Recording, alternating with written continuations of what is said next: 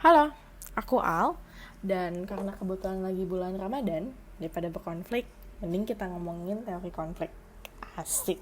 Oke, teori konflik ini pertama kali dikembangkan oleh Bapak Karl Marx, seorang filsuf politik dari abad ke-19an yang memimpin perkembangan komunisme sebagai aliran pemikiran di bidang ekonomi.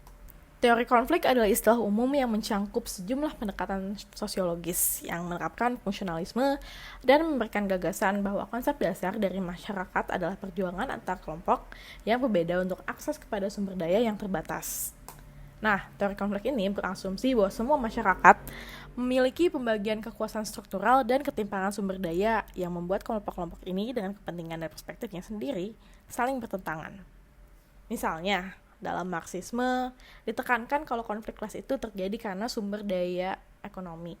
Tetapi, Weber menunjukkan bahwa konflik dan ketimpangan ini dapat disebabkan oleh kekuasaan dan status independen dari struktur kelas.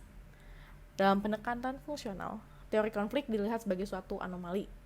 Tucker Parsons misalnya berpendapat bahwa ketika konflik benar-benar terjadi dalam situasi sosial, hal itu dapat terjadi karena ada sesuatu yang salah secara psikologis dengan salah satu institusi penting. Dan dengan demikian, konflik merupakan pertanda perubahan besar yang potensial. Sedangkan dalam pendekatan Marxis, teorinya berfokus pada konflik yang terjadi antara dua kelas dalam satu masyarakat kapitalis. Para penguasa atau borjuis yang memegang alat produksi, dan para pekerja atau proletar yang hidupnya dieksploitasi agar para borjuis ini bisa mendapatkan cuan hasil jerih payah para pekerja-pekerja seperti kita ini.